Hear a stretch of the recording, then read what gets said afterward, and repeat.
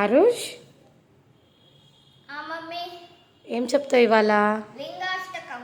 Okay చెప్పు.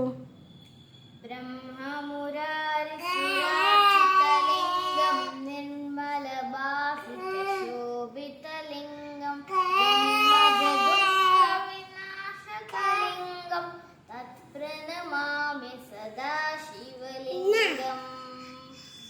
దేవమునిప్రవరార్చితలింగం కామదహనకరుణాకరలింగం రావణదర్పవినాశనలింగం తత్ప్రణమామి సదా శివలింగం.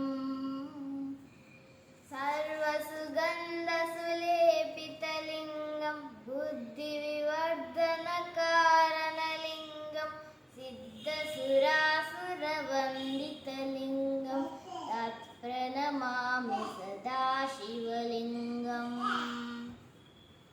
కనకమహామణిభూషితలింగం ఫణిపతివేష్టితశోభితలింగం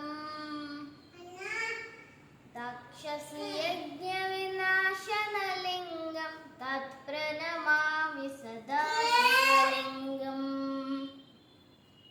కుంకుమచందనలేపితలింగం పంకజహారసుశోభితలింగం సంచితపాపవినాశనలింగం తత్ప్రణమామి సదా శివలింగం.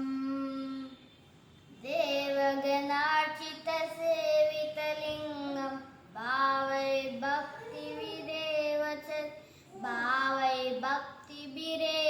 చ లింగం దినకరకోటిప్రభాకరలింగం తత్ప్రణమామి సదా శివలింగం.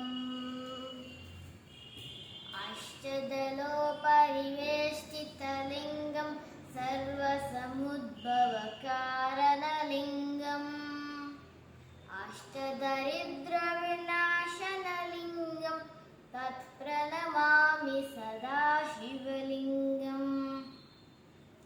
సురగురుసురవరపూజితలింగం సురనపుష్పసదార్చితలింగం పరమపదం పరమాత్మకలింగం తత్ప్రణమామి సదా శివలింగం.